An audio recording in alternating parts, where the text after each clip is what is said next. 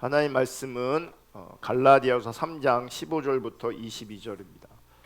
갈라디아서 3장 15절부터 22절 한 절씩 우리 교독하도록 하겠습니다. 형제들아, 내가 사람의 예대로 말하노니 사람의 언약이라도 정한 후에는 아무도 패하거나 더하거나 하지 못하느니라. 이 약속들은 아브라함과 그 자손에게 말씀하신 것인데 여럿을 가리켜 그 자손들이라 하지 아니하시고 오직 한 사람을 가리켜 내 자손이라 하셨으니 곧 그리스도라. 내가 이것을 말하노니 하나님께서 미리 정하신 언약을 430년 후에 생긴 율법이 폐기하지 못하고 그 약속을 헛되게 하지 못하리라. 만일 그 유업이 율법에서 난 것이면 약속에서 난 것이 아니니라. 그러나 하나님이 약속으로 말미암아 아브라함에게 주신 것이라. 그런즉 율법은 무엇이냐? 범법함으로 더하여진 것이라. 천사들을 통하여 한 중보자의 손으로 베푸신 것인데 약속하신 자손이 오시기까지 있을 것이라. 그 중보자는 한 편만 위한 자가 아니나 하나님은 한 분이시니라. 그러면 율법이 하나님의 약속들과 반대되는 것이냐? 결코 그럴 수 없느니라. 만일 능히 살게 하는 율법을 주셨더라면 의가 반드시 율법으로 말미암았으리라. 그러나 성경이 모든 것을 죄 아래 가두었으니 이는 예수 그리스도를 믿음으로 말미암는 약속을 믿는 자들에게 주려 함이라. 아멘. 오늘은 갈라디아서 강의 24번째 시간입니다. 오늘은 지난 시간에 이어서 율법과 언약이라는 제목으로 하나님 말씀 나눌 때에 하나님의 은혜가 함께 할 수 있기를 주님의 이름으로 축복하고, 특별히 복음에 대한 하나님의 기준이 선명하게 비춰질 수 있기를 주님의 이름으로 축복합니다. 지금 바울이 다른 복음에 대해서 1절에 강력하게 경고하면서 그 이후에 지금 복음에 대해서 말씀하고 있는 거예요. 그래서 우리 가운데 복음에 대한 바른 이해가 얼마나 중요한지를 알아야 돼요. 왜냐하면 복음에 대한 바른 이해 가운데 있지 않으면 그것은 뭘 말하는 거냐면 다른 복음 가운데 있다는 걸 말하는 거예요. 다시 한번 말씀드리면 내가 바른 복음의 이해를 가지지 못하면 그것은 다른 복음 안에 있다는 거예요.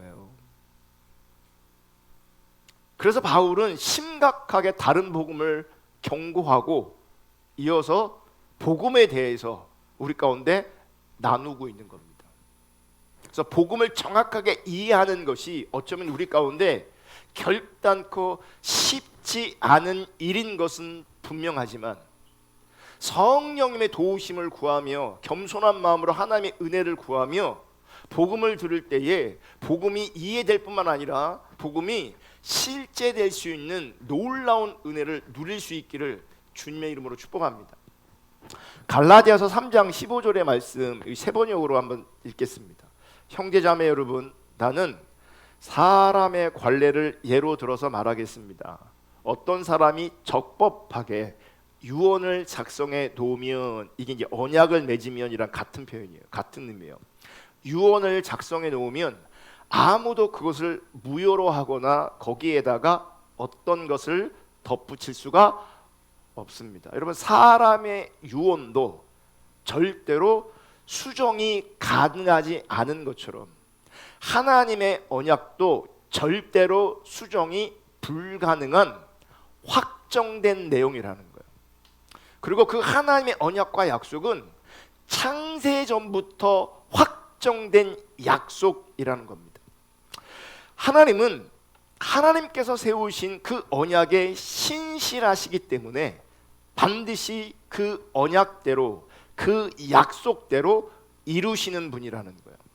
문제는 아브라함에게 하신 언약과 모세에게 하신 언약이 달라 보인다는 거예요. 아브라함에게는 믿음으로 말미암아 의롭다함을 받는 것을 이렇게 말씀하셨는데, 약속하셨는데, 모세의 언약에서는 하나님의 율법을 행해야 산다 이렇게 말씀하시는 거예요. 그러니까 아브라함에게는 믿음으로 말미암아 의롭게 된다. 모세에게는 율법을 행함으로 말미암아 의롭게 된다. 이렇게 말씀하시는 것처럼 보인다는 거죠. 그리고 이 믿음이냐 행위냐라고 하는 논란은 기독교 역사 가운데 계속해서 있었던 논쟁입니다. 왜냐하면 사람들이 복음이 잘 이해가 안 되고 정리가 안 돼요. 우리 존재가 그래요. 그러니까 이론적으로는 정리가 됐어도 상태적으로는 정리가 잘 안 돼요. 그래서 믿음으로 치우치든지 행위로 치우치든지 자꾸 그래요. 그래서 성경은 분명히 믿음으로 말미암아 의롭다 여김 받는다라고 말하고 있기 때문에, 그리고 우리는 종교개혁 이후 세대잖아요. 그러니까 오직 믿음이라는 이 개념을 모르지 않아요. 그럼에도 불구하고 존재론적으로 복음을 온전히 이해하지 못하다 보니까 믿음이냐 행위냐라는 갈등을 여전히 하고 있는 거예요. 믿음이냐 행위냐라는 논쟁을 여전히 하고 있어요. 그러면서 이런 절충안들이 나오는 거예요. 오직 믿음이라고 하면서 표현은 믿음이라고 해요. 그런데 성경이 말하는 믿음이 아니라는 거예요. 그래서 그 믿음을 어떻게 이해하냐면 인간의 열심을 믿음으로 이해하는 거예요. 그러니까 표현은 믿음인데 까보면 인간의 열정, 인간의 열심을 강조하는 거예요. 또 어떤 데가 있냐면 노골적으로 인간의 행위를 강조해요. 그래서 행위가 나타나지 않으면 구원이 없다 이렇게 말해요. 또 어떤 데는 믿음은 구원으로 받지만 세상에서 복받고 천국에서 상급받는 것은 행위로 받는 것이다 이렇게 얘기하는 사람들도 있는 거예요. 이게 다 왜곡된 절충안들인 거예요. 그러니까 자기식으로 이해하고 자기식으로 정리가 된 거예요. 그러니까 봐요. 틀리게 왜곡되게 정리가 되었지만 일단은 자기식으로 자기 안에서 정리가 되었기 때문에 자기는 편해요. 왜냐하면 채점은 지금 하는 게 아니라 나중에 하는 거거든요. 나중에. 그래서 지금 내가 바르게 정리되지 않으면 왜곡된 답을 가지고 자기식으로 답을 찾은 다음에 안전하다고 여기는 거예요. 근데 이 상태로 그냥 가면 나중에 어떻게 되는 거예요? 생명에 이르지 못하게 되는 거죠. 왜냐하면 그건 참된 복음이 아니기 때문에. 그래서 지금 바울은 절박한 마음으로 아브라함 때부터 예수 그리스도에 이르기까지 신실하신 하나님의 역사하심을 통해서 복음을, 하나님의 그 언약을 선명하게 드러내고 싶은 거예요. 왜 지금 절박하게 복음을 정리하고 있냐면 복음이 왜곡되면, 다른 복음을 전하면 저주 아래 있기 때문이에요. 저주 아래. 여러분, 이렇게 신앙생활하는 거 아름다운 일이고요, 귀한 일입니다. 여러분들이 십자가 복음을 배우고 십자가 복음과 내적 치유를 배우고 참된 신앙과 참된 복음을 듣고 배우는 것은 어떤 면에서는 하나님의 은혜가 우리 가운데 함께하고 있는 것이고 여러분 가운데 지금 함께하고 있는 겁니다. 문제는 그럼에도 불구하고 복음이 내 안에서 정리되어 있지 않으면 상태는 비복음적이 되는 거죠. 상태는 다른 복음 안에 있게 되어지는 거예요. 그래서 뭐가 안 되는지 아십니까? 여전히 복음이 정확하게 비춰지지 않았기 때문에 삶이 다뤄지지 않는 겁니다. 그러니까 삶이 안 되는 근본적인 이유가 뭐냐면 복음에 대한 근본적인 이해가 잘못되어 있기 때문에 그래요. 이해하고 있는 게 아니기 때문에 그래요. 죄송한데 지금도 많은 사람들이 주님에 관해서 알면 자기가 주님을 안다고 착각했던 것처럼 바른 교리를 배우면 자기가 진실되고 참된 믿음의 소유자라고 착각하는 거예요. 성경은 분명히 말하는데 복음으로 말미암은 복음의 상태가 되어야 그게 진짜지, 복음을 들었는데 그 복음의 상태가 되어지지 않으면 그건 복음의 상태 가운데 있는 게 아니에요. 그래서 바울은 지금 심각하게 절박하게 외치는 거예요. 복음을 정리해서. 여러분, 아브라함이 하나님의 약속을 믿었다라고 한 말은, 하나님의 약속을 믿었다는 말은 하나님의 은혜로 값없이 주시는 선물로 구원을 받았다는 거예요.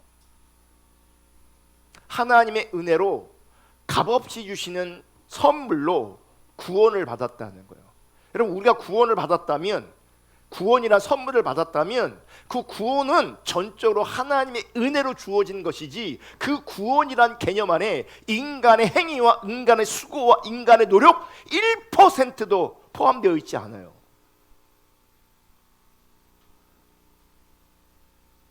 전적으로 값없이 주시는 선물로 구원을 받았다는 거죠. 무엇으로? 하나님의 은혜로. 그러니까 아브라함의 어떤 행위로 의롭다함을 받은 것이 아니라는 거예요.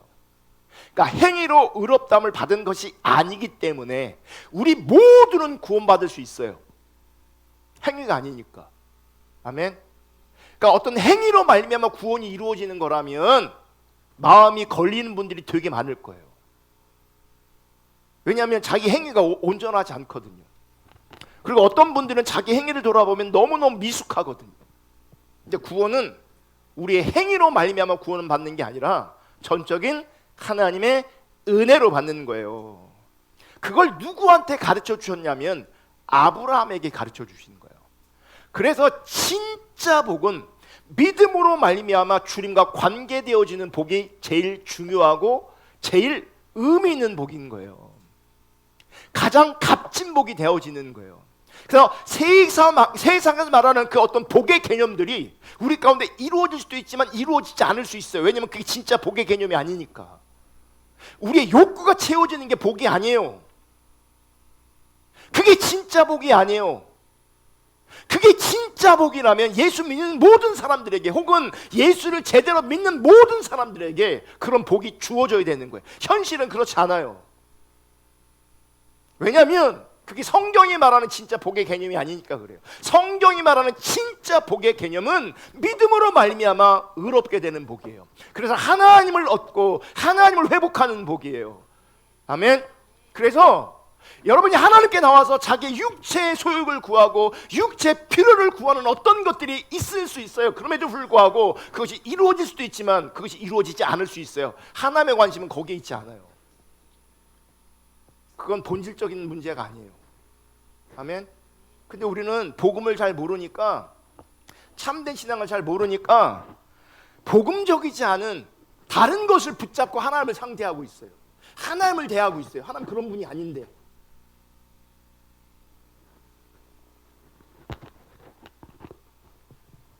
창세기 15장에 보면 하나님께서 아브라함과 어떻게 언약을 맺으시는가를 보면 그 언약의 성격, 그리고 하나님의 전적인 은혜를 발견할 수 있습니다.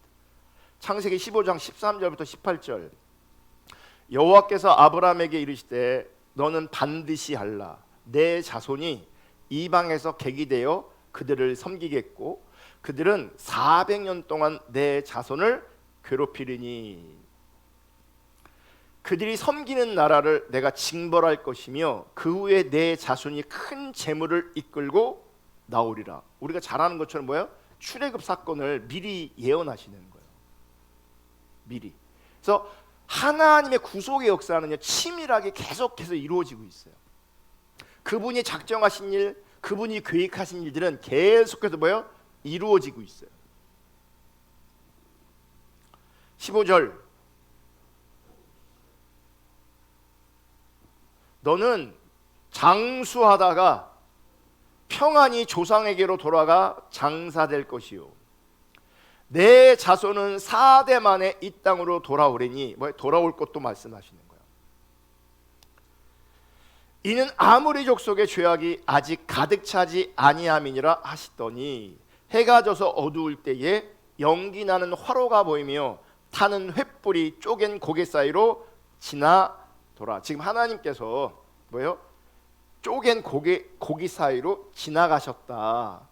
예, 지나가셨다. 지금 하나님이 이 쪼갠 고기 사이를 홀로 지나가고 계시는 거예요. 홀로 지나신 거예요. 그거를 이제 염두에 두셔야 돼요. 그날에 여호와께서 아브라함과 더불어 언약을 세워 이르시되, 이게 뭐예요? 쪼갠 고기 사이로 지나신 이 일이 언약과 관련되는 거예요. 언약을 세우시는 거예요. 내가 이 땅을 애굽 강에서부터 그 큰 강 유브라다까지 내 자손에게 주리니. 보면 여러분, 원래 언약이란 것은 계약을 맺는 거잖아요.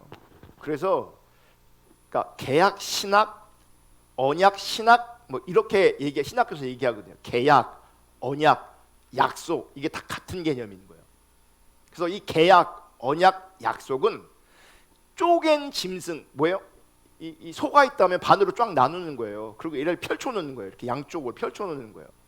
그리고 그 언약의 주체가 되는 당사자 두 사람이 그 쪼갠 짐승 사이를 뭐예요? 걸어가는 거예요. 이게 언약을 맺는 거예요. 우리가 언약을 맺을 때 도장을 찍는 것처럼, 우리 시대는 도장을 찍고 사인하는 것처럼, 그 당시는 쪼갠 짐승 사이로 계약의 당사자들이 지나가는 거예요. 당사자들이. 네. 이게 현대 결혼식에도요, 이 언약의 의미가 들어가 있는 거예요. 네. 그래서 양쪽에 뭐예요? 나누어져 있잖아요. 하객들이. 가운데 길이 있잖아요. 그러니까 서약할 때만 서약이 아니고 그 전체가 뭐예요? 언약과 서약에 관련이 있는 거예요. 그래서 그 사이를 뭐 하는 거예요? 들어오는 거죠. 그 사이를 둘이 뭐 하는 거예요? 나가는 거죠. 그래서 이런 이미지가 있는 거예요. 그러니까 우리가 결국 예수님의 신부로 주님 앞에 서게 되는 거잖아요. 우리가 예수님의 신부예요. 아멘. 네. 나는 남자인데요. 아니, 우리는 영적으로 주님의 신부예요. 네. 그래서 우리가 하나님의 아들이다라고도 표현하는 거예요. 그 중요한 건 그 개념이, 말씀의 의미가 중요한 거지. 난 남자요, 난 여자요, 그게 아니에요. 너는 내 아들이라 시편의 말씀만, 이 노래 이런 게 있잖아요. 그럼 나는 여자니까 나는 딸이다라고 불러야 되는 거예요? 그런 게 아니란 말이에요. 하나님 관점에서 우리 모두는 아들이고, 하나님 관점에서 우리 모두가 신부가 되는 거예요. 그래서 들어올 때 누구의 손을 잡고 들어옵니까? 신부의 아버지가 신부 손잡고 들어가잖아요. 신랑 아버지가 왜 거기서 나와요? 네. 그게 이게 뭐 의미하는 바가 뭐냐면, 그 신비 아버지가 성령님을 의미하는 거예요. 그 성령님을 손을 붙잡고 성령의 인도를 받고 뭐 하는 거예요? 신랑께로 가는 거예요. 그래서 성령님께서 신랑에게 신부를 이제 인계하는 거죠. 성부 하나님 앞에서 그래서 뭐 하는 거예요? 우리가 부부가 되었음을 그러니까 선포하는 거예요. 그냥 전통이 아니라 그런 의미들이 거기 다 담겨 있는 거예요. 예, 성부 하나님. 요즘에 주례사 없는 결혼식 되게 많잖아요. 근데 그 자리가 사실은 하나님 자리인 거예요. 그 자리가 성경적으로 보면, 아시겠어요? 요즘에는 예수 믿는 사람들도 주례 없이 막 해요. 지들끼리 막. 그게 진짜 언약의 방식이 아닌 거예요. 그게 어쨌든, 그러니까 이 언약의 당사자가 이 쪼갠 짐승 사이로 뭐예요? 지나가면서 계약이 체결되는 거예요. 그런데 자, 언약의 당사자 두 사람이 쪼갠 짐승 사이로 지나가잖아요, 원래는. 근데 오늘 말씀을 보면, 창세기 15장에 보면 쪼개진 짐승 사이로 언약의 당사자가 함께 지나가는 게 아니라 아브라함은 구경만 하고 하나님께서 홀로 타는 횃불의 모습으로 지나가시는 거예요. 뭐냐면 일방적으로 언약을 말씀하시는 거예요. 일방적으로 언약을 체결하시는 거예요. 그래서 일방적인 언약이라고 불러요. 여러분, 짐승을 쪼개놓고 그 사이로 지나가는 것은 자기의 생명을 걸고 하는 피해 언약이라는 거예요. 그래서 만약 언약을 어기면 이 쪼개진 짐승들처럼 죽임을 당하겠다라고 하는 관점에서 쪼갠 짐승 사이를 두 사람이 지나가는 거예요. 둘 중에 한 사람이라도 먼저 언약을 깨는 사람이 있다면 이렇게 쪼개진 짐승처럼 너도 그렇게 죽임을 당할 거야. 그래서 같이 이 쪼개진 짐승 사이를 지나갔던 거예요. 그런데 하나님께서 일방적으로 언약을 주시고 언약을 체결하신 것은 하나님 자신의 생명으로 언약을 이루시겠다는 거예요. 그러니까 두 사람이 걸어갈 때 뭐예요? 언약을 깨면 넌 이렇게 죽는 거야. 이런 계약인데 지금 하나님께서 일방적으로 언약을 맺으시면서 일방적으로 쪼개진 짐승 사이를 지나가시는 게 뭐예요? 이제 내 생명을 걸고 내가 약속한 언약을 내가 지킬 거야 라고 말씀하시는 거예요. 여러분, 하나님은 자신보다 더 높으신 분이 있어요, 없어요? 없잖아요. 그리고 하나님은 가장 높으신 분이시고 가장 절대적으로 신실하신 분이기 때문에 자기 이름으로, 자기 생명으로 언약하시는 거예요. 일방적으로. 왜 일방적으로 하시냐? 일방적으로 그렇게 하셔야 우리가 구원을 받기 때문에 그래요. 우리한테 조건을 지시하면 우리는 구원 못 받기 때문에 그러는 거예요. 아시겠어요? 그 언약을 신실하게 이루어내신 사건이 뭐냐면 그게 결국은 십자가로 그 언약과 약속을 이루시는 거예요. 십자가로. 십자가는 뭐예요? 하나님이 죽으신 사건이에요. 그래서 어떤 신학자는 십자가에 달리신 하나님이라고 표현해요. 예수님 십자가에 달리셨죠. 십자가에 달리신 하나님. 우리가 드리는 찬양과 경배 추가곡 39장에 보면 어린 양 찬양이라는 찬양이 있어요. 그 가사가 이래요. 주님께 감사해요. 십자가의 그 사랑으로 오셔서 그 놀라운 은혜 내게 주셨죠. 그 사랑 감사해요. 날 위해 못 박힌 손, 주보혈 날 씻으사 용서하고 주품에 안으셨죠. 보좌에 앉으신 어린 양 찬양, 면류관 들여 주를 높여 찬양해요. 높이 들리신 하나님 아들, 십자가 지신 통치자 어린 양 찬양. 지금 뭐라고 말하냐면 어떤 신학자는 십자가에 달리신 예수 그리스도를 말씀하시면 십자가에 달린 하나님. 지금 찬양에서는요 어린 양이라고 예수 그리스도를 표현하지만 그러면서 또 어떤 표현이냐면 십자가 지신 통치자. 십자가 지신 통치자. 그 하나님의 약속과 그 하나님의 언약이 십자가를 통해서 십자가에 죽으신 그 예수 그리스도, 십자가에 죽으신 그 하나님, 십자가에 죽으신 왕 대신 통치자의 죽음을 통해서 그 하나님의 역사, 하나님의 언약을 우리 가운데 신실하게 이루셨다는 거예요. 십자가로 말미암아. 아멘. 사도행전 20장 28절 보겠습니다.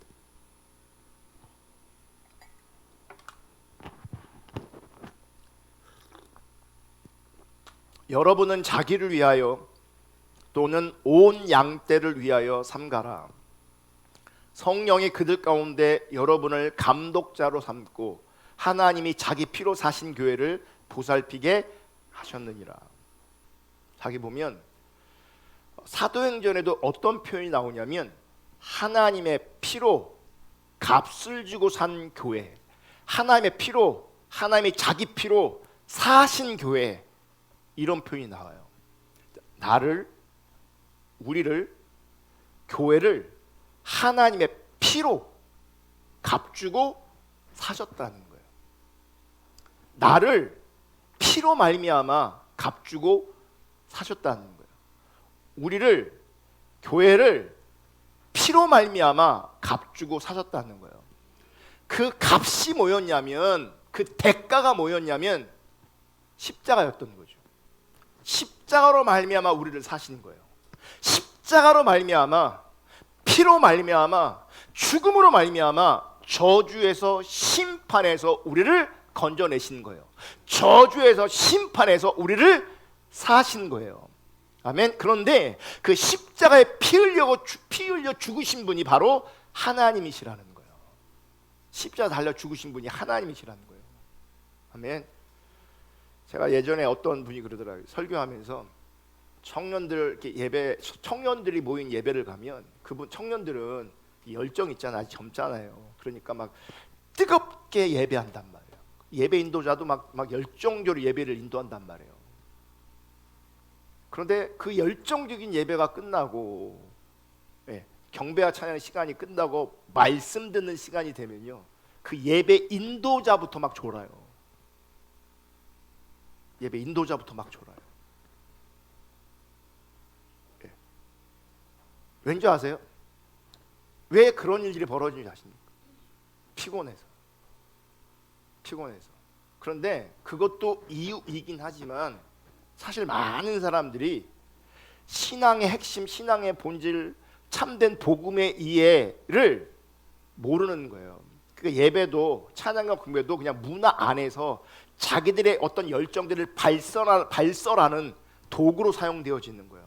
그러니까 그게 끝난 다음에는요, 말씀에 귀 기울이는 것이, 주님께 귀 기울이는 것이 어려워지는 거예요. 사실 복음을 나누잖아요. 방해가 되게 많아요. 복음을 못 듣게 해요. 왜 그런지 알아요? 복음을 못 듣게 하면 복음이 실제되지 않잖아요. 그럼 복음이 실제되지 않은 자를 제가 신앙생활하면 그 신앙생활은 온전할 수가 없어요. 그러니까 사단은 복음을 못 듣게 해요. 사단은 복음을 이해하지 못하게 해요. 그러니까 자기식으로 신앙을 이해해요. 자기 열정, 은사, 영적 뭐 이런 걸로 신앙을 이해한단 말이에요. 복음이 실제되지 않은데, 복음을 들은 적이 없어요. 복음을 제대로 이해한 적이 없어. 야, 단순하게 뭐 하는 거예요? 내가 죄인임을 고백하고 단순하게 예수가 나의 구원자임을 이해하고 받아들이는 그 수준에서 머물러 있고, 나머지는 뭘로 하는 거예요? 인간의 열정으로 종교성을 가지고 신앙생활하게 만들어요. 그게 참된 신앙과 참된 복음 안에 있는 게 아닌데, 지금 여러분 십자가에 달리신 하나님이 십자가로 말미암아, 그분의 피 흘리심으로 말미암아, 그분의 죽음으로 말미암아 우리를 사셨다라고 하는 개념이 분명하고 선명하게 이해되어져야 돼요. 성령의 조명으로 이게 이해되어져야 돼요. 아멘. 하나님이 나를 위해 죽었다.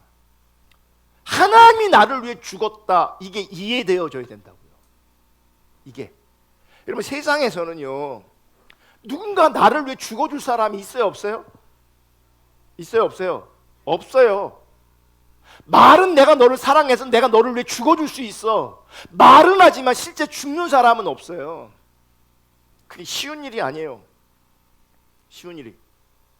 내가 누구를 위해 죽어주는 것도 가능하지 않고 누가 나를 위해 죽어주는 것도 가능하지 않아요. 이게 내가 하나님이 나를 위해 죽었다. 하나님이 십자가 위에서 나를 위해 달리셨다. 하나님께서 나를 위해서 물과 피를 다 쏟으셨다. 이게 작은 일이 아니라고요.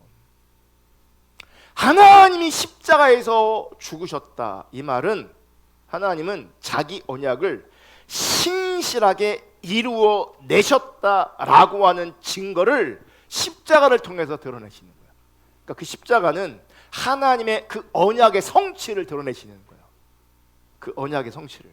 자, 그러면 하나님께서는 아브라함의 그 언약을 통해서 아브라함의 후손이나 이방인이나 간에 오직 예수 그리스도를 믿음으로 말미암아 죄의 삶과 영생을 얻게 하시고, 믿음으로 말미암아 우리 가운데 성령을 받게 하셨는데, 이게 아브라함에게 주셨던 언약의 내용인데 왜 모세를 통한 율법을 우리 가운데 주신 건가?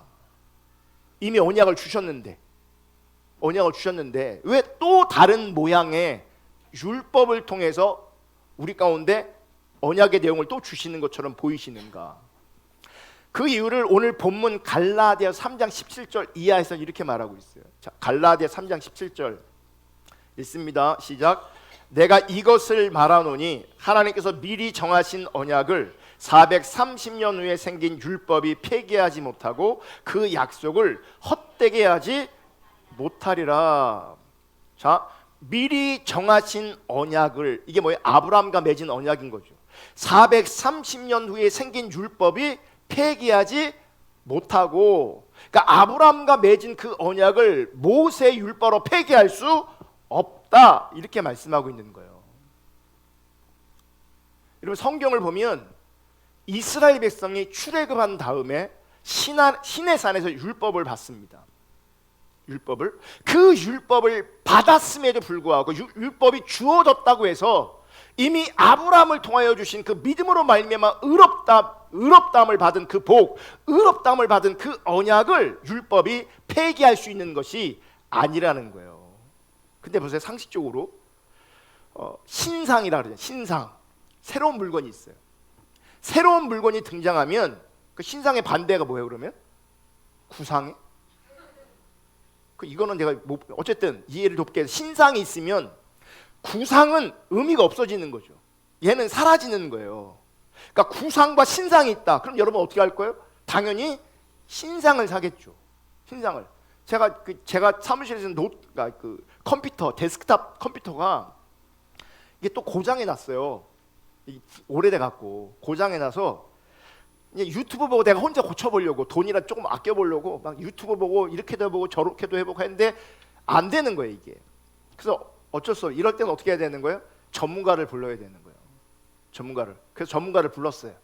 근데 이분이 막 이게 그 컴퓨터를 만지고 하면서 그러는 거예요. 이 컴퓨터 오래됐네요. 막 그러는 거예요. 컴퓨터 오래됐다고. 요즘 15세대래요 컴퓨터가. 15세대. 그럼 제 건 몇 세대요? 3세대래. 그러니까 우리 조은이 고은이 초등학교 다닐 때 산 거거든요. 예. 그러니까 그걸 어쨌든 이렇게 저렇게 업그레이드 해갖고 지금까지 쓰고 있는데 자꾸 이게 고장이 나는 거예요. 봐요.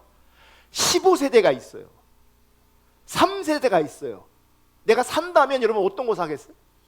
당연히 15세대를 사겠죠. 이게 신상이니까. 이게 상식적인 거잖아요. 그러니까 상식적으로 순서상 아브라함의 언약보다는 모세의 율법이 신상인 거예요. 그래 안 그래요? 그러면 상식적으로 모세의 율법이 주어졌다면 이미 지나간 아브라함과의 그 언약은 어떻게 되는 거예요? 사라지는 거죠. 의미가 없어지는 거죠. 상식적으로는. 그런데 하나님께서는 그렇게 말씀하시는 것이 아니라는 거예요. 훨씬 이전에 아브라함과 언약을 맺었지만 그 이후에 모세의 율법이 주어졌지만 그렇다고 해서 이 모세의 율법이 아브라함과 맺은 이 언약을 폐기할 수 있는 게 아니다라고 말하는 거예요. 도리어 그 아브라함과 맺은 그 언약이 어제나 오늘이나 동일한 언약이라는 거예요. 그리고 하나님의 언약에는 실패가 없다는 거죠. 제가 신천지 탈퇴한 간증자의 어떤 그 동영상 간증을 들었는데 그 내용 중에 이렇게 있대요. 신천지 이렇게 가르친대요. 하나님의 언약이 실패했다. 예수가 실패했다. 그러니까 이단들은 이런 표현들을 해요. 하나님의 언약이 실패했고 예수가 실패했기 때문에 지금 다시금 나를 메시아로 구원자로 보냈다. 이런 식으로 그들이 설명하거든요. 그러니까 눈앞에 있는 교주가 뭐가 되는 거예요? 그리스도가 되고 메시아가 되는 거예요. 왜요? 예수가 실패했기 때문에. 예수가 성공했으면 자기가 있을 이유가 없는 거잖아요. 존재 이유가 없어지니까 실패한 걸로 만들어요. 근데 여러분 하나님의 언약은 실패한 적이 없습니다. 하나님의 언약은 신실한 영원한 언약입니다. 그럼 왜 율법이 주어졌는가? 율법을 주신 이유가 뭘까? 사실은 이미 말씀드렸어요. 그러니까 율법이 주신 이유 이미 말씀드렸어요. 왜냐하면 반복적으로 지금 바울이 말하고 있기 때문에 그래요. 그럼에도 불구하고 바울이 반복적으로 말하고 있기 때문에 우리도 반복적으로 다루는 거예요. 여러분 율법을 주신 이유는 우리 인간은 어떠한 법을 지키는 행위로 의롭다함을 받을 수 없고 오직 은혜로만 의롭다함을 받는다는 것을 보여주기 위해서 율법을 주신 거예요. 그러니까 믿음으로 말미암아 의롭게 된다는 것을 선명하게 드러내기 위해서 이것만 유일한 하나님의 언약의 하나님의 길이야 라고 하는 것을 드러내기 위해서 뭘 주신 거예요? 율법을 주신 거예요. 오늘 보면 18절 만일 그 유업이 율법에서 난 것이면 약속에서 난 것이 아니니라. 그러나 하나님이 약속으로 말미암아 아브라함에게 주신 것이라. 그 유업이 무슨 얘기예요? 영원한 생명, 하나님의 나라, 하나님의 아들을 받는 것은 율법으로 주어진 것이 아니라 하나님의 약속으로 말미암아 아브라함에게 주신 것이다. 아멘. 유업, 영원한 나라, 구원, 하나님 나라, 하나님의 임재, 하나님 나라를 받는 것, 성령을 받는 것, 이 모든 것들이 율법 때문에 주어지는 게 아니라 하나님의 약속, 아브라함에게 주신 그 언약 때문에 우리 가운데 주신 거라고요. 우리 가운데 주어지는 거라고요. 행위로 말미암아 이런 것들이 주어지는 게 아니에요. 하나님의 약속 때문에, 하나님께서 아브라함과 맺으신 그 언약으로 말미암아 이런 놀라운 유업들이 우리 가운데 주어지는 거예요. 그러면서 율법을 주신 이유를 19절에 이렇게 얘기하는 거예요. 그런즉 율법은 무엇이냐? 범법함으로 더하여진 것이라. 천사들을 통하여 한 중보자의 손으로 베푸신 것인데 약속하신 자손이 오시기까지 있을 것이라. 여기서 보면 율법이 왜 주어졌냐? 범법함으로 더하여진 것이라고 표현하고 있어요. 근데 의미가 확 와닿지 않잖아요. 공동 번역을 한번 볼게요. 다음 걸. 그러면 율법은 무엇 때문에 있게 되었습니까? 그러니까 율법이 우리 가운데 왜 주어졌습니까? 그것은 약속된 그 후손이 오실 때까지, 약속된 그 후손, 그 자손이 오실 때까지, 이게 누구겠어요? 예수 그리스도를 말하는 거예요. 그러니까 그분이 오실 때까지 죄가 무엇인지 알게 하려고 덧붙여 주신 것입니다. 그리고 이 율법은 천사들을 통하여 중재자의 손을 거쳐 제정된 것입니다. 그러니까 율법을 주신 분명한 이유를 말씀하세요. 뭐예요? 죄가 무엇인지를 알게 하려고, 죄가 무엇인지를 깨닫게 하려고, 죄가 죄로 드러나기 위해서 율법을 주신 거예요. 그래서 율법이 주어진 거예요. 결국 율법 때문에 우리가 깨달아야 되는 것이 있어요. 뭐예요? 인간은 그 누구도 예외 없이, 한 사람도 예외 없이 인간은 다 죄 아래 갇혀 있다. 죄 아래 갇혀 있다. 그래서 뭐가 필요한 거예요? 구원이 필요한 거예요. 이 구원의 자리에 뭐가 작동되는 겁니까? 하나님의 언약이 작동되는 거예요. 예수 그리스도로 말미암은. 아멘. 우리가 죄 아래 갇혀 있어요. 아멘. 제가 오늘도 이렇게 찬양하는데 그런 마음이 설교에 온 거에 없는 거예요. 봐요. 우리 인간은, 모든 인간은 다 죄 아래 갇혀 있어요. 잘났든 못났든 다 죄 아래 갇혀 있어요. 이 얘기 뭔지 아세요? 정확하게 제가 진단해 드리는데 세상에서 내가 소망 삼을 것은 하나도 없다는 거예요. 이 땅에서. 아멘. 그럼 보세요. 그러니까 스스로는 자기식으로 어떤 것을 소망 삼을지 모르겠지만 본인은 그럴 수 있죠. 얼마든지. 이제 성경은 그걸 착각이라고 말하는 거예요. 정확하게 이 땅에는요, 내가 소망 삼을 수 있는 것이 하나도 없어요. 미리 말씀드리는데 이제 젊은 사람들은 어떤 소망거리를 자꾸 세워요. 배우자, 나의 능력, 돈, 어떤 것들을 내 소망을 자꾸 삼아요. 자식까지 해서. 기억하세요. 이 땅에는 나에게 소망으로 작동되는 건 결국 하나도 없어요. 잠시 일시적으로 작동되는 것처럼 보여도 결국은 소망이 아닌 것을 발견하게 돼 있어요. 아멘. 그럼 보세요. 이 땅에서 내가 나의 유업이다, 혹은 나의 소망이다, 나의 힘이다 할 수 있는 유일한 존재는요, 하나님밖에 없는 거예요. 근데 보세요. 하나님께 당신은 나의 유업입니다, 나의 소망입니다, 나의 힘입니다라고 만약 고백, 예배는 우리가 했는데, 근데 그 실체가 우리 가운데 분명하지 않아. 그분은요, 이 땅에서 소망이 아무것도 없는 겁니다. 정말 아무것도 없는 겁니다. 미리 말씀드리잖아요. 하나님 외에 내가 소망 삼는 것은 결국 다 무너지게 돼 있어요. 지혜는 뭐예요? 거기다 마음을 안 주는 거예요. 그러니까. 아멘. 내가 자식을 양육하는 건 맞지만 자식에게 소망을 주면 안 돼요. 근데 우리는 소망까지 줘요. 내가 웃고 우는 이유가 소망이기 때문에 그래요. 거기에 소망을 줬기 때문에 그런다고요. 그러면 이 땅의 어떤 것들이 나에게 소망으로 작동되어지면 그분에게 적어도 하나님은 소망이 아닌 거예요. 근데 답은 뭔지 아세요? 내가 이 땅에 어떤 걸 소망을 삼든 소망을 안 삼든 그거는 스스로 자유이지만 하나님 관점에서 이 땅에 소망될 것은 하나도 없는 거예요. 아멘? 그럼 하나님만 이제 유일한 소망 되어야 되는데 그 하나님이 우리 가운데 실제가 되지 않으면 그분은 진짜 소망이 없는 사람이라고요. 진짜로. 정말 하나님을 인식할 수 있는 그 은혜가 있기를 주님의 이름으로 축복합니다. 근데 그 하나님을 소망 삼을 수 있는 사람이 누구냐? 자기가 죄 아래 갇혀 있음을 아는 사람이에요. 그러니까 이것도 마찬가지예요. 내가 죄 아래 있기 때문에 하나님만 유일한 소망으로 등장하시게 되는데, 내가 죄 아래 갇혀 있다는 걸 모르면 내가 소망을 자꾸 만들어요. 현실에서 내가 죄 아래 있는 걸 모르니까. 지금 우리 일상에서 작동되고 있는 그 많은 것들이 사실은 의미가 없는데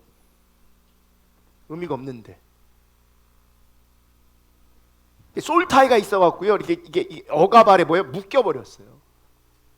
본성으로 묶여버리고 이렇게 저렇게 묶여 있어갖고 그걸 끊어내질 못하는 거예요.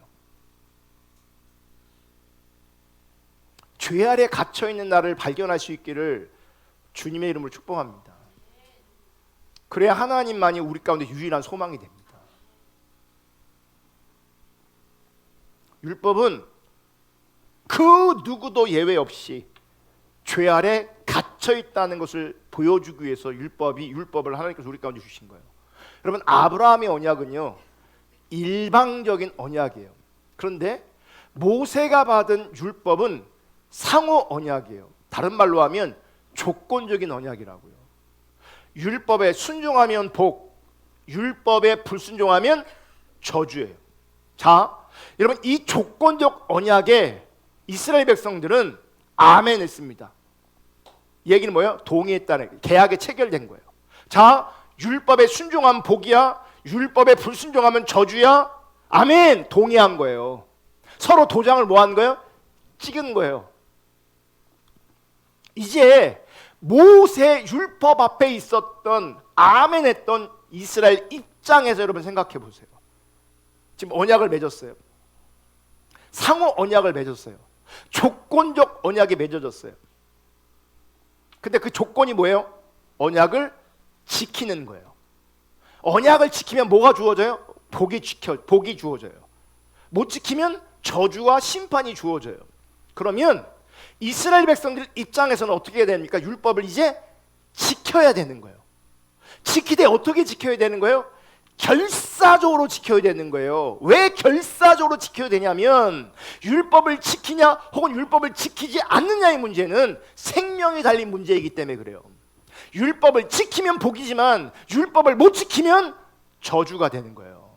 문제는 도장은 찍었는데 이 율법을 완전히 온전히 지킬 수 있는 사람은 인류 역사 가운데 한 사람도 없다는 거예요. 그것을 이스라엘 역사가 증명하고 있는 거예요. 이스라엘 역사가 증명하고 있는 거예요. 율법을 하나님께서 원하시는 대로 순종할 수 있는 사람, 지킬 수 있는 사람은 인류 가운데 옛날에, 지금은, 과거에도 없었고요, 지금도 없고요, 앞으로도 없어요. 그럼 보세요. 율법의 저주대로 한다면 이스라엘 백성들은, 지구상의 그 어떤 사람들은 살아남지 못하게 되는 거죠. 지키면 복인데 못 지키면 저주니까 우리 가운데 다가오는 건 뭐예요? 우리 가운데 적용되는 건 복이 아니라 사실은 뭐여야 되는 거예요? 저주여야 되는 거예요. 심판이어야 되는 거예요. 그러므로 모세의 율법을 주신 것은요, 아브라함이 믿음으로, 즉 은혜로만 의롭다함을 받았다는 사실을 보여주는 기능을 하는 거예요. 그러니까 인간이 이런 처지 가운데 있는데, 이런 처지 속에서 우리가 구원을 받는 길이라면, 저주를 피할 수 있는 길이라면, 그것은 아브라함에게 주셨던 그 일방적인 은혜, 믿음으로 말미암아 의롭게 되는 그 복 외에는 저주를 피할 길이 없는 거죠. 심판을 피할 길이 없게 되어지는 거예요. 그래서 아브라함과 맺은 그 언약이 어떠한 언약인지, 이 언약이 얼마나 큰 복인지, 이 언약이 얼마나 큰 은혜인지를 뭘 통해 보여주시는 거예요? 율법을 통해 보여주시는 거예요. 율법을 통해서. 안 되는 우리를 보게 하시면서 답은 믿음이구나, 이거를 말씀하시는 거예요. 아멘. 그냥 단순히 믿음으로 옳게 되는 거야 라고 할 때 그 믿음이 얼마나 귀한지, 그 믿음이 얼마나 소중한 것인지, 그 믿음이 얼마나 큰 은혜인지를 사람들이 모른다고요. 인간들이 모른다고요. 그래서 지금도 그게 자기가 죄 안에 갇혀 있는 걸 모르는 사람들은 믿음 하면서 자기식의 믿음을 추구하는 거예요. 성경이 말하는 믿음이 아니라 율법을 모르기 때문에, 율법을 주신 이유를 모르기 때문에. 그래서 여전히 뭐 하는지 아세요? 믿음으로 말미암아 얻게 되는데 진짜 믿음과 율법의 관계를, 복음의 이해를 못하니 듣는 건 믿음을 듣고 듣는 건 신앙의 본질을 듣는데 현실에서는 여전히 율법적으로 접근하는 거예요. 행함으로 말미암아 의롭다 이걸 받으려고 하는 거예요. 그게 다른 복음인데, 그게 거짓 신앙인데 여전히 신앙의 본질을 듣고 배워도, 거짓 신앙을 듣고 배워도, 율법주의를 듣고 배워도 여전히 그 자리에 머물러 있는 거예요. 못 벗어나는 거예요. 복음을 여전히 이해를 못해서, 자기를 못 봐서, 하나님의 은혜와 사랑을 전혀 보지 못해서 결국은 삶이 안 바뀌는 걸로 나타나는 거예요. 신앙의 본질을 20년 들은 뭐합니까? 복음을 이해하지 못하면 신앙의 본질을 20년 들어도 소용이 없어요.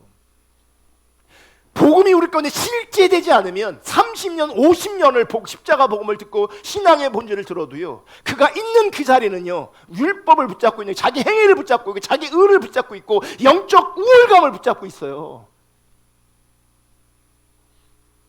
지금 하나님께서 시퍼렇게 분명하고 선명하게 율법과 믿음의 관계를 바울을 통해서 우리 가운데 말씀하고 있는데 안 읽어, 이해를 못해.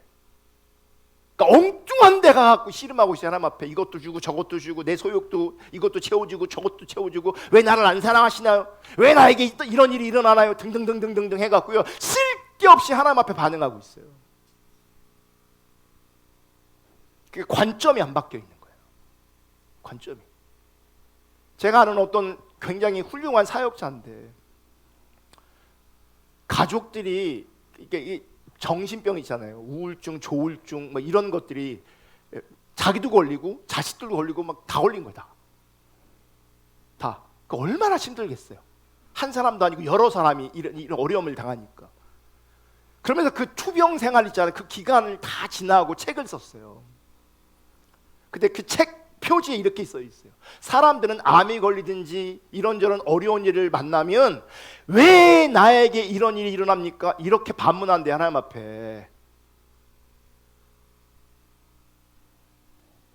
왜 나에게 이런 일이 일어났는가? 근데 그분은요, 성경이 말하는 참된 신앙의 이해를 가진 것 같아요. 반대로 이해하는 거예요. 왜 나에게 이런 일이 일어났는가? 가 아니라 이런 일이 나에게 얼마든지 일어날 수 있다로 받아들이는 거예요. 도리어 이런 일이 안 일어난 게 어쩌면 이상한 것으로 받아들이는 거예요. 엄청나게 다른 거죠. 엄청나게. 저는 신앙생활 하면서 우리 아버지가 목사였잖아요. 제가 기도했던 많은 것들이 그 순간순간 하나님 이것만 막아주세요. 하나님 이것만 막아주세요. 하나님 이것만 막아주세요.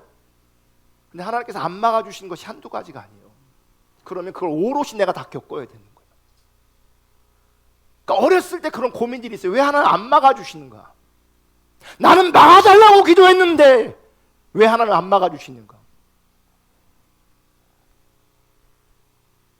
하나님께서 그 막아주시는 게 정당한 게 아니에요. 그게 당연한 게 아니에요. 얼마든지 하나님께서 안 막아주실 수 있어요. 아멘. 그게 본질적인 게 아니거든요. 그게 중요한 게 아니거든요. 근데 우리는 복음, 참된 신앙, 신앙의 본질 앞에 있는 거냐, 여전히 다른 거 앞에 있어요. 그럼 다른 데 앞에 씨름하는 거죠. 다른 것 앞에. 여러분 나중에는요, 신앙이 성숙해지고 이제 하나님을 알아가는 자리에 섰으면요, 막아달라고 기도하는 게 아니라 하나님 나 준비되어 있습니다. 네, 버티게 해주시고 견디게 해주세요. 이기게 해주세요. 그 속에서 하나님의 뜻과 길을 발견할 수 있도록 도와주세요. 기도 내용이 달라져요. 피하려고 도망가려고 하는 게 아니에요. 어떤 거는요, 피하고 싶고 도망가고 싶어도요, 피해지지 않고 도망가지 않는 일들도 있어요. 아시게요? 제가 고등학교 1학년 때 교회 건물이 경매로 타 넘어갈 때 그 어린 나이에 제가 얼마나 많이 기도했겠어요. 하나님 막아주세요. 하나님 막아주세요. 그래도 교회인데 하나님 막아주세요. 막아주세요. 근데 하나 안 막아주셨어요. 길바닥에 나 앉았어요.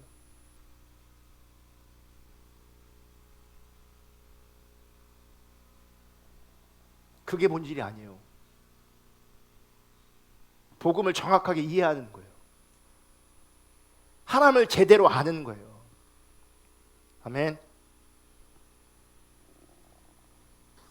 율법의 언약대로 한다면, 율법대로 적용된다면 지구상에 살아남을 인간은 한 사람도 없어요.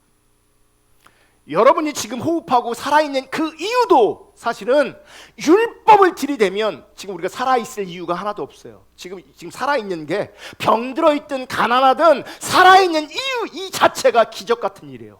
율법을 들이밀면, 율법을 기준 삼으면 이 땅에 이 살아남을 인간, 여러분 살아남지 않는다니까요.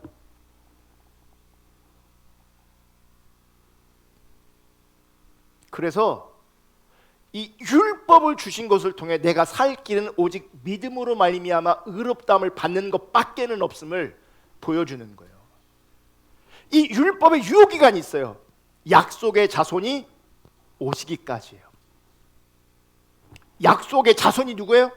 예수 그리스도. 그분이 약속을 뭐 하신 거예요? 성취하신 거죠. 그러므로 말미암아 주님이 오셨기에 더더욱 약속이 성취되었기 때문에 더더욱 율법이 아니라 예수 그리스도를 믿음으로 말미암아 의롭게 여김 받고, 예수 그리스도를 믿음으로 말미암아 우리가 구원을 받고, 예수 그리스도를 믿음으로 말미암아 성령을 받고, 예수 그리스도를 믿음으로 말미암아 하나님과 교제하게 되는 거예요. PPT 다음 거 넘겨주시면, 자, 아브라함의 언약부터 시작을 해서 율법이 주어져요. 그리고 율법을 지나서, 율법이 뭐의 역할이? 우리가 죄인인 것, 우리가 죄 아래 갇혀 있는 것을 보여주시고, 그래서 우리 가운데 유일한 구원의 길은 하나님께서 아브라함에게 언약하셨던 믿음으로 말미암아 의롭게 여김 받는 그것이 우리의 유일한 살 길이다. 그래서 예수 그리스도를 통하여 그 언약이 성취되었다. 그 예수 그리스도를 믿음으로 말미암아 우리가 의롭다 여김 받게 되어지는 거예요. 이게 우리가 받은 가장 큰 은혜고, 이게 우리가 받은 가장 큰 복인 거예요. 아멘. 예수가 드디어 약속의 자손으로 오신 겁니다. 그런데 보세요. 예수가 하나님의 언약의 성취를 위해 이 땅에 오셨단 말이에요. 언약이 성취되었단 말이에요. 그런데 놀라운 것은 율법을 지킨다고 하는 그 유대인들이, 율법으로 행함으로 의롭다 여긴 그들이 약속의 자손으로 오신, 언약의 성취로 오신 그 예수 그리스도를 그들이 직접 십자가 못 박혀 죽였다는 사실이에요. 그러니까 하나님의 언약을 성취하신 하나님 신실하게 일하셨는데 그 언약의 성취로 오신 그 예수를 누가 죽였냐? 율법이 죽인 거예요. 율법을 지킨다고 하는 사람이 하나님께서 보내신 그 언약의 성취자를, 십자가 지신 통치자를 죽여버린 거죠. 약속의 자손을 죽여버린 거예요. 그러니까 약속의 자손으로 오신 주 예수 그리스도를 율법을 지키는 자들이 죽였다는 것은 율법이 보여주는 인간 최악의 최종적인 모습인 거예요. 그러니까 뭐가 악하냐? 신앙의 원리, 복음의 원리를 모르면서 율법으로 말미암아 내가 의롭다 여긴다, 율법으로 흠이 없는 자다, 율법을 잘 지키는 자다라고 할 때 이 사람들이 결국 누구를 죽여요? 예수를 죽여요. 그러니까 뭐가 가장 악한 거냐? 율법 때문에 내가 의롭다고 착각하는 것이 가장 악한 거예요. 종교 때문에 내가 의롭다고 생각하는 것, 그게 가장 악한 거예요. 그 자리에서 예수를 십자가에 죽여버리는 열매가 나오는 거예요. 자기의 영적 우월감, 이것처럼 더럽고 악한 게 없고요. 이 자기의와 영적 분별력, 영적 우월감이 결국 예수를 십자가에 죽인 상태가 되는 거예요. 그러니까 예수님은 2000년 전에 십자가 못 박혀 죽으셨기 때문에 실제로 예수를 죽이진 않지만 자기 의 가운데 빠져 있으면, 영적 우월감 가운데 빠져 있으면 그것이 예수를 십자가에 죽였던 그 상태와 동일한 상태가 되어지는 거라고요. 가장 악한 상태가 되는 거라고요. 그게 제발 이런 부분들이 우리 가운데 비춰줬으면 좋겠어요. 성령의 조명으로 정말 비춰줬으면 좋겠어요. 이게 잘 안 비춰져요. 그래서 상태는 교만해져 있어요. 상태는 영적 우월감이 팽배해요. 사실 따지고 보면 상대적으로 나보다 훨씬 나은 사람도 많은데 우리는 영악하거든요. 그러니까 나보다 못한 사람들과 관계하면서 나는 우월에 이루고 있어요. 그게 얼마나 악한 것인지가 인식이 안 돼요. 자기식으로 믿음을 해석하고 자기식으로 신앙을 해석하는 거죠. 그게 얼마나 악한지를 모른다고요. 율법주의자들이 예수를 죽였다고요. 열심히 했던 그들이 예수를 죽였다고요. 율법으로는 흠이 없는 자들이 예수를 죽였다고요. 자기의에 충만한 사람들이 예수를 죽였고 영적 우월감을 가졌던 사람들이 예수를 죽였다고요. 그게 가장 악한 거라고요. 정말 하나님 앞에서 영적으로 지혜롭기를 주님으로 축복합니다. 정말 이 땅에 많은 사람이 영적으로 무식하기가 짝이 없어요.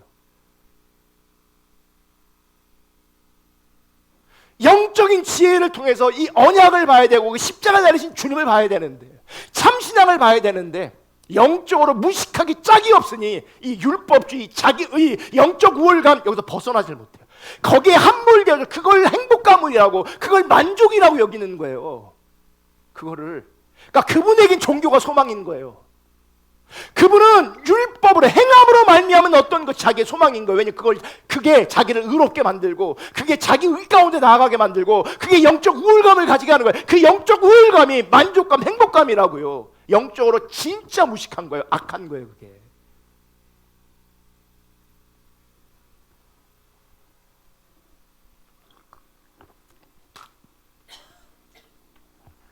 세상 살아가는 사람은 세상에 쾌락 따라가는 사람은 여기 끼지도 못하는 거예요. 그러니까 율법이 약속의 자손이 오시기까지 율법을 통하여 죄가 무엇인지를 극명하게 드러내는 역할을 한 겁니다. 율법이.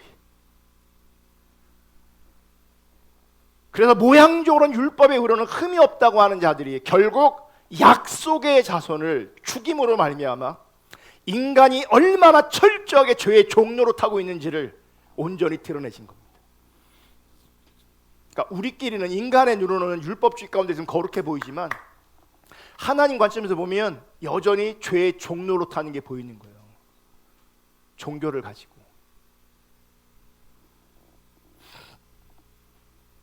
보세요. 이제 약속의 아들을 죽인 것으로 율법을 지킨다는 자기의 공로와 자기 행위의 가치를 이제는 부인할 수밖에 없는 거죠. 그게 하나님 앞에서 십자가로 드러나는 거야. 십자가로 말미암아 너의 의는 아무 소용이 없어. 너의 의는 무용지물이야. 가치 없어. 하나님께 선포하시는 거예요. 갈라디아 3장 20절 다 같이 있습니다. 시작. 그 중보자는 한 편만 위한 자가 아니라 하나님은 한 분이시니라. 이게 참 쉽지 않은 구절이래요. 우리는 고민 없이 그냥 읽으니까 그냥 넘어갈 수 있는데 이게 난해 구절이에요. 그래서 해석이 다양해요. 그러니까 어떤 주석을 보니까 이 갈라디아 3장 20절을 해석할 때 적어도 250개 내지 300개의 해석이 나온다는 거예요. 너무 다양한 거예요. 다양한 해석. 난해하니까, 분명하지 않으니까. 근데 우리는 특별하게 해석하기보다는 그냥 말씀 그대로 읽으면서 좀 이해하려고 합니다. 자, 여기서 중보자는 조종자, 중재자, 중재인 이런 뜻을 가지고 있겠죠. 중보자는. 그러니까 중보자는 한 편만 위한 사람이 아니라 양편을 위한 사람이 되어지는 거예요. 그런데 하나님은 한 분이시래요. 자, 지금 하나님이 한 분이시다라고 하신 말씀은 아브라함의 언약을 일방적으로 이뤄내신 하나님께서 자신의 언약을 자신이 이뤄내신다라고 하는 걸 보여주는 거예요.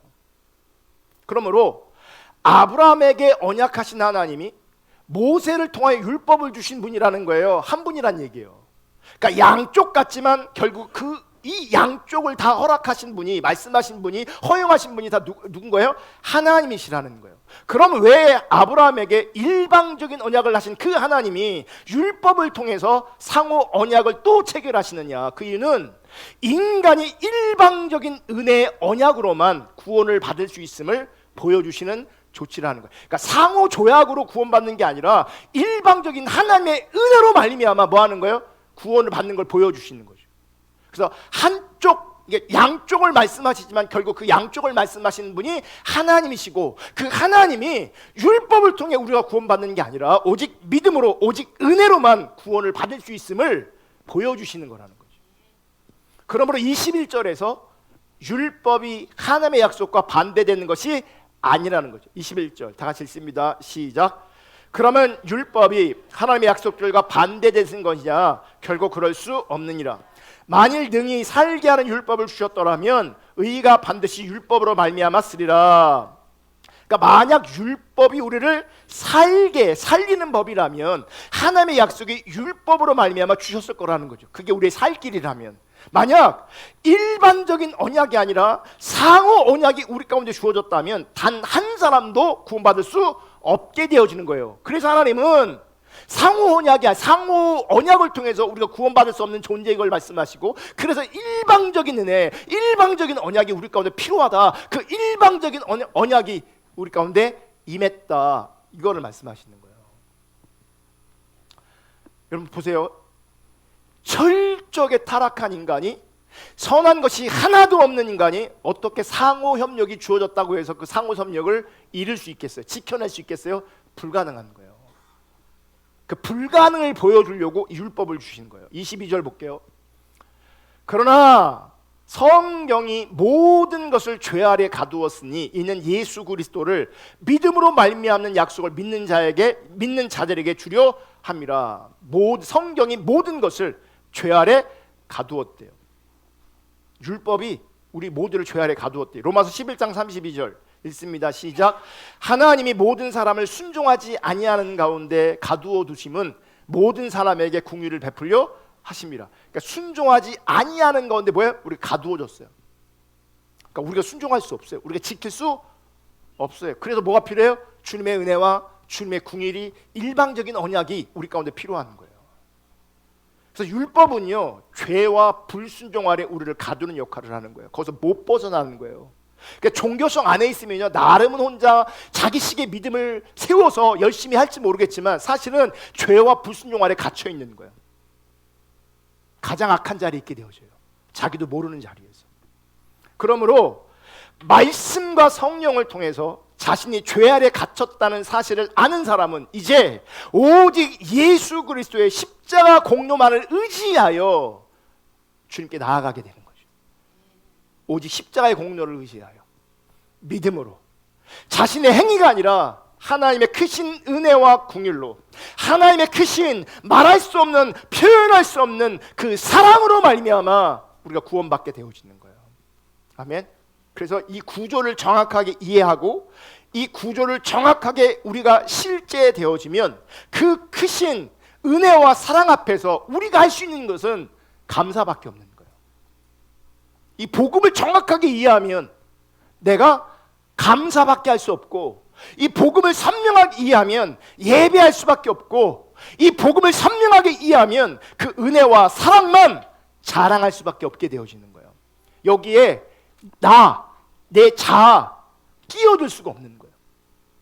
감사하는데 자기도 감사할 게 많아. 그러니까 나를 드러낼 게 많아. 감사하는데 자랑할 게 많아.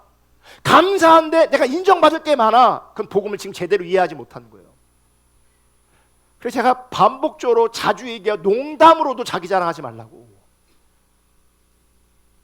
그게 영적으로 얼마나 무식한 건지 몰라요. 왜요? 은혜를 무너뜨리는 거예요. 은혜를 무너뜨리는 거라고요. 내가 드러나면, 내 행위가 드러나면 그게 은혜를 무너뜨리는 거라고요. 은혜가 무너지면 그 십자가의 원수예요. 그 십자가의 원수가 사실은 예수의 십자가에 죽인 거예요.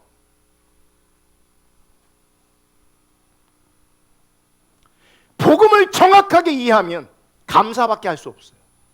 복음을 정확하게 이해하면 예배할 수밖에 없어요. 복음을 정확하게 이해하면 그 은혜와 사랑만 자랑하게 돼 있어요. 아멘. 만약 우리가 예수를 위하여, 교회를 위해서, 주님의 피값으로 사신 교회를 위하여 내가 목숨을 버렸다고 해도 그 목숨을 버린 것은 대단한 헌신임에도 불구하고 십자가 달리신 그 예수님 앞에서는 결단코 자랑할 수 없게 되어집니다. 결단코. 여러분들이 교회 생활하면서 이런저런 수고와 노력과 섬김이 있을지라도 그것을 십자가 앞에서, 예수님 앞에 결코 드러내거나 자랑할 수 없다고요. 그러는 순간 은혜가 무너지고, 그러는 순간 복음이 무너지는 거예요. 나에게 그 어떤 헌신이 있을지라도 결국은 십자가에 못 박히신 예수 그리스도만 드러내고, 십자가에 못 박히신 예수 그리스도만 자랑하게 되는 거예요. 아멘. 그 복음을 정확하게 이해하는 자들은 그래서 주님만 더 알기를 구하고, 주님만 더 사랑하기를 구하고, 주님만 더 따라가기를 원하는 거예요. 내 뜻이 아니라 하나님의 뜻만이 이루어지기를 소망하고 열망하는 거예요. 아멘. 그래서 이제 행위의 상호 조약이 아니라 은혜로 말미암은 하나님의 크신 신실한 사랑으로 말미암아 사랑의 관계가 만들어지는 거예요. 사랑의 관계. 행위가 아니라, 종교가 아니라 그분과 사랑의 관계, 복음을 통해서. 아멘. 그래서 이제는 행위의 헌신이 아니라, 종교적 헌신이 아니라 관계적 헌신이 나오는 거예요. 관계적 헌신. 아멘. 관계적 헌신은 사랑의 열매이지 조건이 아니에요. 조건이 아니라고요. 이런 믿음과 이 행위, 이 복음의 문제, 아무리 이렇게 저렇게 설명해도요, 사람들이 이해를 못합니다. 이해를. 그리고 어떤 사람한테 얘기하라 그러면 정리해서 또렷하게 분명하게 얘기할 수 있는 사람이 거의 없습니다.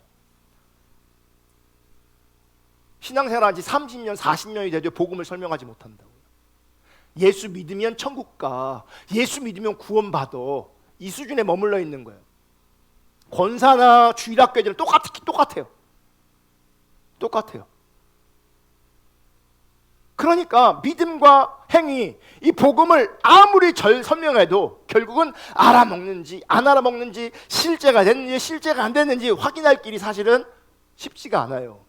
제대로 들어도 여전히 나는 믿음의 극단적인 자리에 있을 수도 있고, 제대로 가르쳐도 행위적인 극단으로 갈 수 있어요. 자기 의, 여전히 영적 우월감 가운데 있어요. 제대로 가르쳐도. 여기서 잘 분별하셔요. 내가 설명하지 못해도, 표현하지 못해도 이건 상태를 말하고 관계를 말하는 거기 때문에 중요한 건 내 말이 아니라 내 상태로 증명할 수 있어야 돼요. 뭐냐면 참된 복음 가운데 믿음과 행위는 감사와 찬양으로, 예배로 하나님 사랑하는 것으로 나타나게 돼 있어요. 하지만 거짓 신앙에서는 믿음과 행위를 잘 가르쳐도 그럼에도 불구하고 여전히 자기 이유와 영적 우월감으로 나타나게 돼 있어요. 내가 복음을 바르게 이해했다면요, 인간은 사라져요. 나는 사라져요. 왜냐하면 나의 어떠함을 통해서 구원받을 수 있는 조건이 하나도 없기 때문에. 오직 우리는 죄에 갇혀있는 존재일 뿐이고, 그래서 믿음으로 말미암아 의롭다 여김 받을 수 있는 그 은혜가 가장 큰 복이고, 그 복 가운데 있다면 나를 자랑하고 나를 드러낼 수 있는 그런 건 사라지는 거죠. 그래서 여러분, 자기의 영적 우월감으로 열매가 나타나는지, 아니면 감사와 예배로 주님 사랑하는 것으로 주님의 뜻을 따라가는 것으로 나타나고 있는지 자기 스스로를 돌아볼 수 있기를 주님의 이름으로 축복합니다. 여러분, 거짓 신앙에서, 거짓 신앙으로 말미암아 믿음과 행위를 이해해서 자기 의와 영적 우월감으로 나타난 사람들, 이런 자들이 예수님을 죽였던 것처럼 우리 시대도 이런 자들이 하나님의 뜻과 하나님 나라를 무너뜨립니다. 다른 복음을 전함으로 말미암아 수많은 영혼들을 망쳐버립니다. 천국 문을 닫고 자기도 못 들어가고 다른 사람들도 못 들어가게 만들어요. 왜냐하면 다른 복음이니까, 거짓 신앙이니까. 복음을 하나님 관점으로 선명하게 이해할 수 있는 큰 복이 주어지기를 주님의 이름으로 축복합니다. 그 일을 위해서 나란 존재가 얼마나 악한지 죄에 갇혀 있는지를 볼 수 있고 인정할 수 있기를 주님의 이름으로 축복합니다. 그 자리에서 믿음으로만 의롭게 되는 복이 얼마나 큰 복인지, 그 믿음으로 말미암아 주님과 관계되어지는 복이 얼마나 큰 복인지를 알게 되시고 그 복을, 그 은혜를 누리는 저와 여러분 될 수 있기를 축복합니다. 그 자리에서 이 관계로 말미암아 관계적 헌신이 주님께 드려지기를 주님의 이름으로 축복합니다. 우리 찬양하고 기도하겠습니다. 찬양경배 301장